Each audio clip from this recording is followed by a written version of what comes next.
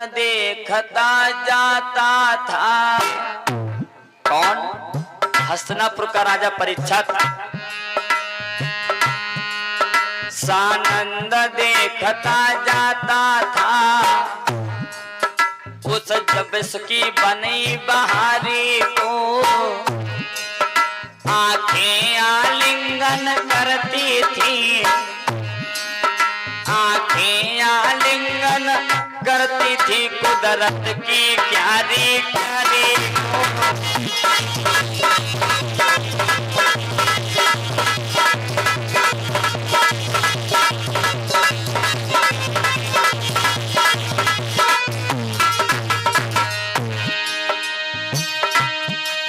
पत्ता खटकाया खटका था, कोई शिकार साया था, सोच समझ के अजू राजा उस ओरी कदम बढ़ाए।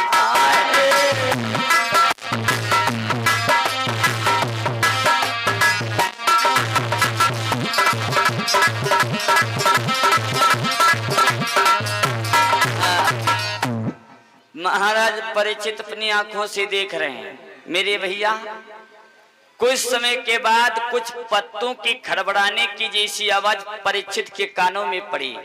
महाराज परीक्षित ने सोचा, हमें लगता है हिरण वो वापिस आ गया। जिस तरफ आवाज सुनाई दी, महाराज परीक्षित ने उसी ओर अपने घोड़े को दौड़ाया।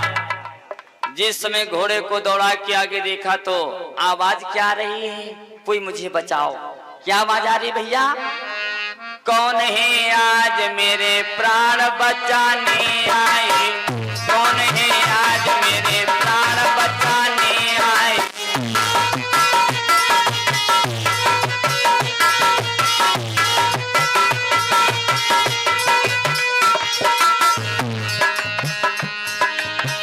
कौन है आज मेरे प्राण बचाने आए, कौन है आज मेरे प्राण बचाने आए। धर्म के नाम पे बलिदान चढ़ाने आए, धर्म के नाम पे बलिदान चढ़ाने आए।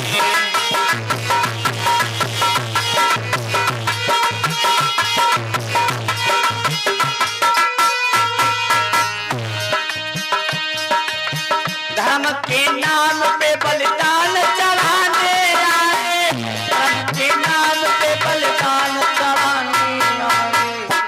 और बेड़िया काट के आजाद बनाने आए, बेड़िया काट के आजाद बनाने आए।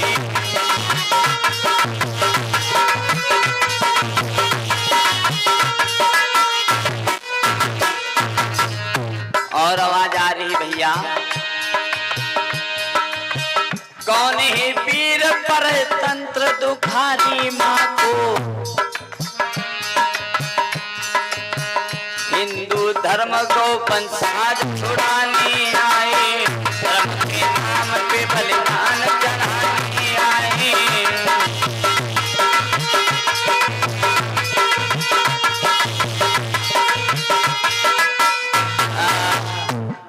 कौन है आज मेरे प्राण बचाने आए। महाराज परीक्षित देखा अपनी आंखों से भैया, सामने से एक गाय भागती चली आ रही, गिरती है, रोती उठ के फिर भागती है बेचारी। मुझे बचाओ, कोई मुझे बचाओ ना, मेरे प्राणों की रक्षा करो। मेरे भैया, जिस समय वो गाय महाराज परीक्षित के सामने पहुंची तो महाराज परीक्षित ने उसे रोक लिया। पुचकार के बोले, मैया तुम्हें किसने दुखाया है? गाय बोली, महाराज जिसने हमें दंडित किया है वो मेरे पीछे आ रहा है। महाराज परीक्षित बोले, मैया आप ठहर जाओ, मेरे होते हुए आपको किसी की हिम्मत नहीं जो दंड दे सके। पीछे महाराज परीक्षित की नजर पड़ी तो महाराज परीक्षित ने क्या देखा? उस गाय के पीछे पीछे, उस गैया के पीछे पीछे एक बैल भागता।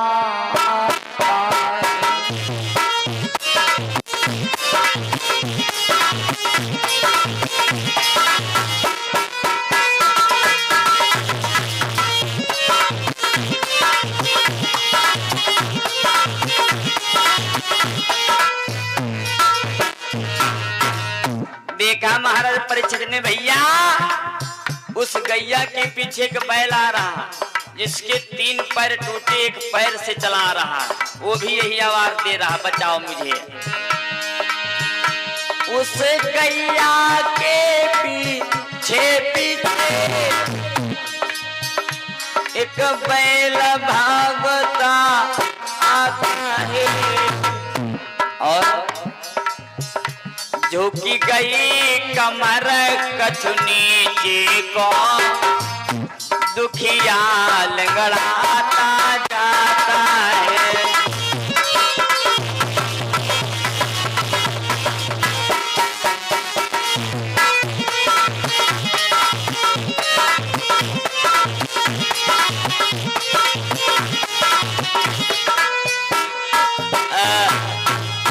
मेरे भैया उस गाय के पीछे से एक बैल भागता हुआ चला आ रहा था, वो भी पहुंचा। महाराज परीक्षित ने जवाब दिया, वृषभ देवता ठहर जाओ, मैंने कसम खाई है, तुमने इस गाय को परेशान किया, मैं तुम्हें दंड दूंगा। बैल ने जवाब दिया, महाराज तासो मुझे क्षमा कर दो, जो मुसीबत गैया के ऊपर वही मुसीबत हम पे है, मैं अपने खुद ही प्राण बचाने की कोशिश कर रहा हूँ। महाराज परीक्षित बोले, तुम? बैल ने जवाब दिया, हाँ महाराज, हम दोनों को परेशान करने वाला तो कोई दूसरा है। बैल ने जवाब दिया, आपको विश्वास नहीं होता है महाराज परीक्षित, तो 2 मिनट ठहर जाओ, पीछे आ रहा। महाराज परीक्षित ने अपनी ऊंची नजर उठाई तो क्या देखा, उस गैया के पीछे पीछे एक चंडाल भागता है।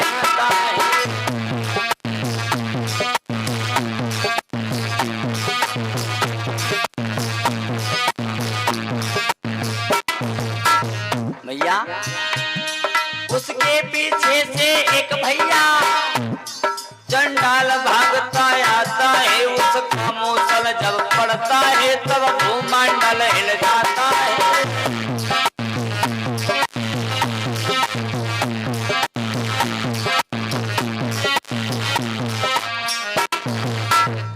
मेरे भैया उसके पीछे से काला करूप एक चंडाल भागता आता है, जब उसका मूसल पड़ता है तब भूमंडल हिल जाता है। जिस समय वो काला करूप इंसान पृथ्वी पे मूसल की ठोक देता तो पृथ्वी मैया थर्रा जाती है। वो भी महाराज परीक्षित के सामने पहुंच गया। महाराज परीक्षित ने जवाब दिया, ठहर जाओ, कौन है आप? तो उस काले करूप इंसान ने जवाब दिया, महाराज हमें पहचानो, हमें है कलयुग। महाराज परीक्षित बोले, कलयुग देवता, तुम कैसे एक अपराधी इंसान हो जो आते ही आते इस गाय और बैल पे अपने शस्त्र को उठा लिया। कलयुग बोला, महाराज मैंने इन गाय बैलों को प्रश्न नहीं उठाया, ये दोनों मुझे देखा और भाग पड़े, मैंने सोचा चोर है, इन्हें पकड़ के जेल में बंद कर दो। महाराज परीक्षित बोले, चोर? हाँ। कलयुग ने जवाब दिया, चोर महाराज। परीक्षित बोले, 2 मिनट ठहर जाओ, मैं अभी पूछता हूँ कौन है। महाराज परीक्षित आगे बढ़े, जिस समय मेरे भक्तों गाय के गलों में बलबहिया डाल के बोले, मैया आप कौन हैं? तो गाय रो के बोली, महाराज तुम मुझे गाय के रूप में देख रहे हो, मैं हकीकत में गाय नहीं हूँ। धर्मावतार में गाय नहीं, पृथ्वी देवी कहलाती।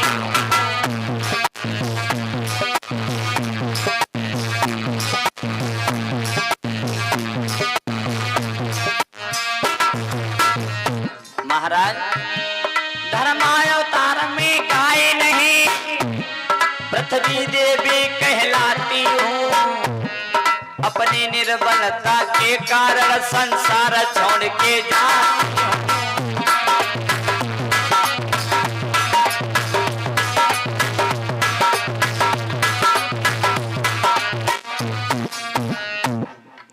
धर्मावतार में गाय नहीं, पृथ्वी मैया कहलाती हूँ। महाराज अपनी निर्बलता के कारण इस दुनिया को छोड़ के जाती हूँ। गैया के रूप में उस पृथ्वी ने जवाब दिया, महाराज हमारे ऊपर सृष्टि चाहे जितनी हो जाए, आदमी स्त्री चाहे जितनी हो जाए, मुझे दुख नहीं होता है।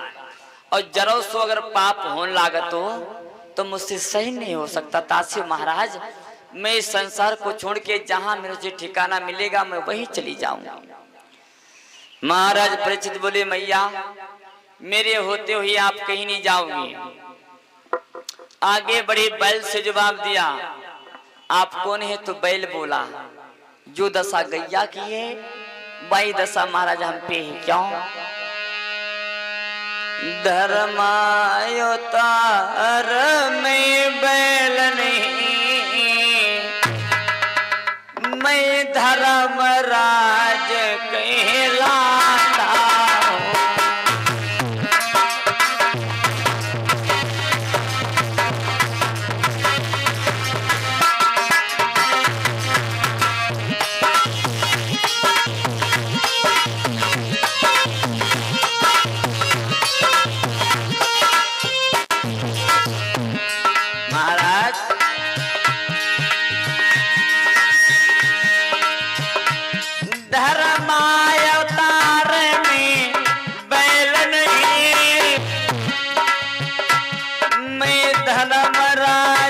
कहलाता हूँ।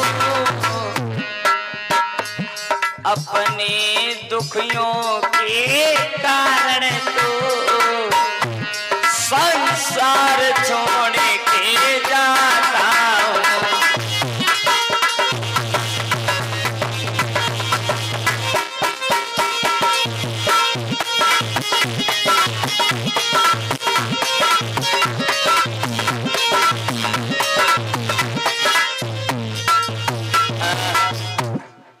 मैं बैल के रूप में आपके सामने खड़ा हूं महाराज।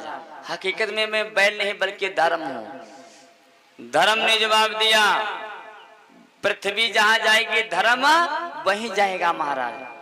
महाराज परीक्षित ने सोचा भगवान पृथ्वी चली जाए धर्म भी चले जाए तो इस संसार में रह क्या जाएगा। महाराज परीक्षित बोले आप लोग कहीं नहीं जाओगे। अर्जुन नहीं जीवित रहे तो अर्जुन का भी अंश जीवित है। आगे बढ़ के कलयुग के पास पहुंचे महाराज परीक्षित। क्यों कलयुग देवता आपने इस गाय और बैल को दंड दिया मैं तुम्हारी उसी भुजा को काट दूंगा। कलयुग बोला महाराज मेरे 3 भैया यहाँ से राज करके चले गए। परीक्षित बोले तीन भैया कौन थे? कलयुग ने जवाब दिया हमारे सबसे बड़े भाई का नाम था सतयुग, उसके बाद त्रेता और त्रेता के बाद द्वापर और द्वापर के बाद मेरी बारी आई कलयुग। महाराज मैं तो अपना राज्य भोगने के लिए आया हूँ। मेरे 3 भाइयों की राज में कोई रोक टोक नहीं हुई, कोई मारने की बात नहीं हुई और मेरे आते ही तुमने मेरे ऊपर अस्त्र उठा लिया। महाराज परीक्षित बोले सतयुग त्रेता द्वापर की बात करते हो कलयुग देवता। सतयुग त्रेता द्वापर में कितने शुभ काम हुआ करते थे। संत महात्मा महान पुरुष लाखों वर्ष तक तपस्या करते थे, सुंदर धर्म के काम भागवती यज्ञ होती थी। लेकिन तुम्हारे युग में तो मुझे अभी से मालूम हो रहा है कि आने वाले समय में इस धर्म की कोई व्यवस्था नहीं रह जाएगी। कलयुग बोला महाराज मैं मानता हूं हमारे भाई मुझसे कई गुना सुंदर थे। मेरे भाइयों की राज में सुंदर धर्म के काम हुआ करते थे, लेकिन एक मेरी बात सुन लो। क्या? कलयुग बोला महाराज परीक्षित सुनो महाराज सतयुग त्रेता और द्वापर में सब पटक पटक मर जाते थे। कोई लाख बरस तक करे योग नए प्रभु के दर्शन पाते थे।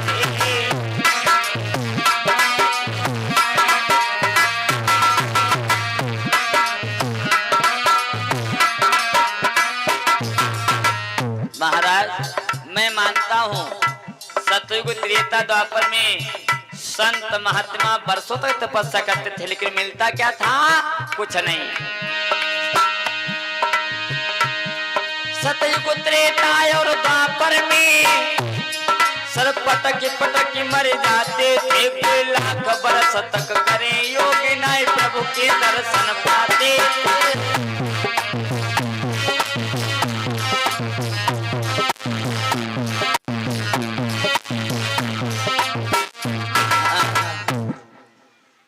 संत महात्मा लाखों वर्ष तपस्या करी लेकिन भगवान के दर्शन नहीं मिल पाए। महाराज परीक्षित बोले कलयुग देवता तुम्हारे पास कोई प्रमाण? कलयुग बोला क्यों नहीं प्रमाण? एक ऐसी पावन भूमि पे महाराज सरजात हुए जिनकी राजधानी में बड़ा चहल पहल था। उनकी ही राज में उनके ही समय में एक महात्मा हुआ जिसका नाम था चमर ऋषि। चमर ऋषि महात्मा ने जंगल में बैठ के 50,000 वर्षों से भी ज्यादा बढ़ के तपस्या की। लेकिन जब बाबा की आंखें खुली तो मिला क्या? महाराज सरजात की लड़की सुकन्या के साथ विवाह हो गया। भगवान नहीं मिल पाए। महाराज आप कहते मेरे भाई सुंदर थे लेकिन ना। और द्वापर की बात सोचो, सतयुग त्रेता और द्वापर में सोचा तो पाप कहाता था।